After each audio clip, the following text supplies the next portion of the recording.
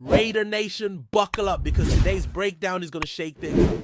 The preseason opener is in the books, and what we saw out there is already turning heads, especially when you take a look at some of the bold takes coming out of Vegas. There's one name, though, that's generating more buzz than anyone else on the roster, and that's Ashton Jeanty. The rookie running back didn't just look explosive, he looked like the guy. Forget any talk of committees or hot hands. From what we're seeing and hearing, Jeanty is being molded into a full-on workhorse. And if the Raiders have any idea what they're doing offensively, that's exactly how it should be. Now, let's keep it real. This is the 6th overall pick we're talking about. You don't draft a back that high unless you plan to feed him. And based on everything that's come out of camp and what we saw during that first preseason game, the Raiders are ready to unleash him. Forget the idea of limiting his touches. If you got a potential game changer on your hands, you give him the rock and you don't look back. What's crazy is how quickly he separated himself. He's already the most reliable piece in that backfield, and it's not close. Whether it's between the tackles, catching passes out of the backfield, or just creating something out of nothing, Jeanty looks like the real deal. The real question now isn't whether he's the starter. It's how much are they willing to put on his plate. And that's where things get dicey. Because as talented as Jeanty is, he's still a rookie. And no matter how much ability he brings, it's not going to matter if the offensive line in front of him can't hold up. That's the biggest concern right now. Not his durability, not his vision, not even the game speed transition from college to the pros. It's whether the offensive line is good enough to open up consistent lanes and give him time to breathe. If it were up to me, I'll project well over 300 touches this season. You heard that right. Over 300. That's the kind of workload that turns good backs into legends and rookies into award winners. I'm talking 1,500 total yards, double-digit touchdowns, and a clear path to Offensive Rookie of the Year honors. That's how much faith I have in this kid's game.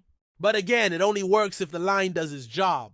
What makes all of this more frustrating is that the Raiders knew coming into this offseason that their offensive interior was a weak point, and they still didn't fix it. They passed on upgrades. In free agency, they passed on elite guard prospects in the draft, and instead they slapped together a patchwork unit with more question marks than answers. They want to protect their franchise quarterback. They want to be a physical downhill football team, and yet they've done almost nothing to address the most critical part of that equation. According to the latest roster projection, the Raiders are leaning on a rotation where Jackson Powers Johnson and Meredith are expected to start at right guard and center, with Kappa and Thea Munford acting as the primary backups.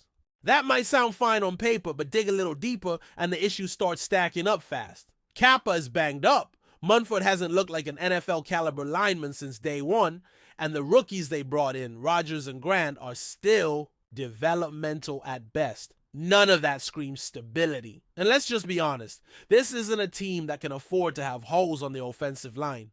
Not when your whole offense is built around a young quarterback, a rookie running back, and dynamic weapons like Brock Bowers and Jacoby Myers. You can have all the flash in the world at the skill positions, but if you can't control the line of scrimmage, you're not going to win football games. That's just facts.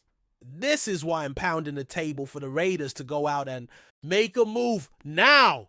There are veteran guards sitting out there that can help right away. Dalton Reisner is still available. Brandon Scherf, although more expensive, brings experience and leadership. Even guys like Shaq Mason or Mark Glowinski would be upgrades over what's currently on the depth chart. These aren't long-term solutions, but they're sure as hell better than watching the interior get pushed around every Sunday. Look, I get that the Raiders are high on Powers Johnson and believe in his future, but yanking him out of his natural center position and throwing him a guard because you didn't sign anyone better is just bad roster management. Let the kid play where he's most comfortable and where he has the best chance to succeed. You can't ask a rookie to learn a new position on the fly and anchor an offensive line in the toughest division in football. If you're going to invest in a player like Ashton Jeanty, if you're going to build your offense around him, then protect that investment. Don't waste his rookie year because you thought you could get by with a shaky line. The pieces are there on offense to do something special. Don't let the weakest unit sabotage the entire plan. Switching gears a bit, let's talk about this wide receiver situation because there's some intriguing stuff going on with the back end of the roster. Word is Tommy Mellott might be pushing ahead of Alex Bachman for that final receiver spot. Now, I'll admit, this caught me off guard because in previous projections, I had Bachman locked in. He's experienced, polished, and ready to contribute on special teams. But Mellott brings something else. Potential. He's raw, no doubt. Making the jump from college quarterback to NFL wide receiver is no small transition. But he's athletic. He's smart, and the Raiders might not want to risk losing him through waivers. Sometimes it's not just about who's ready now. It's about who might be a weapon in 2 or 3 years. And Mellett's upside might be too tempting to ignore. Still, if this team is serious about winning now, keeping a project player over. Someone who can help on day one is risky. That's why I think the Raiders might find a way to keep both. Bachman gives you immediate depth and special teams value, while Mellott is someone you can slowly develop. If they only keep one, though, I can see them rolling the dice on Mellott just to protect the long-term upside. But we're not done yet. Let's circle back to that defense, because if you thought the offensive line was a concern, the defensive line might be an even bigger problem. There's been some talk recently that the Raiders don't view the D-line as a major need, and honestly, I don't get it. Maybe some people are seeing something I'm not, but calling this unit deep is borderline delusional. Yes, there are young names floating around, guys like Tyree Wilson, Booker, and a couple of intriguing rookies. But potential doesn't win games in the NFL. Production does. And right now, this group is thin, inconsistent, and vulnerable, especially in the middle. Losing Christian Wilkins was a gut punch, and now even depth pieces like Leki Fotu are dealing with injuries. That leaves the Raiders relying on unproven players and hoping for miracles. If the plan is to build this defense around Max Crosby's dominance, then you better give him some help. Right now, opposing offenses can key on Max every snap, and that's going to wear him down. You need players that can collapse the pocket from the interior, stuff the run, and occasionally create pressure. And let's be real, those guys aren't currently on the roster. There are vets on the market that could help. I'm not saying bring in a superstar, but even a rotational guy like William Golston or Quentin Jefferson would be an upgrade. Jadeveon Clowney might not be in his prime anymore, but he'd be an instant starter here. Same goes for Zadarius Smith. You're not going to get all-pro production from these guys, but you don't need that. You just need competence. I'm a trenches guy, always have been. If you can't control the line on either side of the ball, you're not going to compete, period. And right now, the Raiders are soft up front on both sides. That's a problem. You can't keep ignoring it and hoping things magically improve. Make the call, sign someone.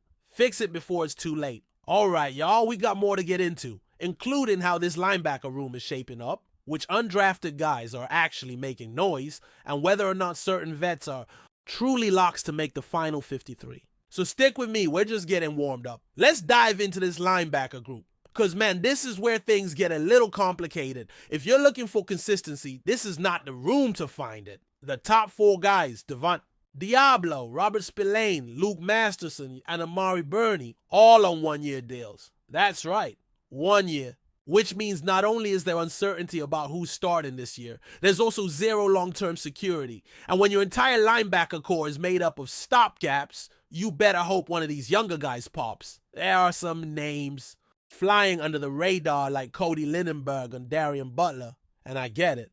These guys are young, developmental types with some upside. But if you're banking on someone like Matt Jones, an undrafted rookie, to step up and play real reps this season, you're setting yourself up for disaster. I've seen the flashes, and yeah, he's got some pop as a downhill thumper, but let's not pretend he's ready to be a coverage guy in the NFL. That was evident in the preseason opener when he got absolutely picked apart anytime the ball came his way. It wasn't just one play, it was consistent. Teams will find that weakness and exploit it. Before we continue, don't forget to subscribe to our channel and give this video a like. Your support helps us keep bringing you the latest updates on our Las Vegas Raiders, and don't be shy, drop your thoughts on the news in the comments below.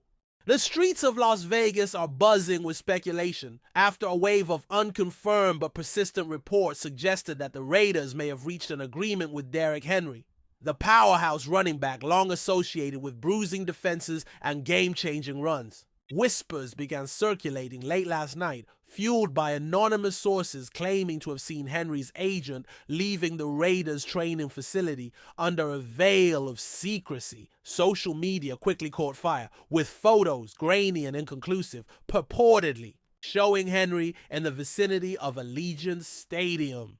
While no official statement has been made by the team or the player, the timing of these rumors has only heightened intrigue, coinciding perfectly with a period when the Raiders are believed to be seeking a high-profile acquisition to ignite their offense.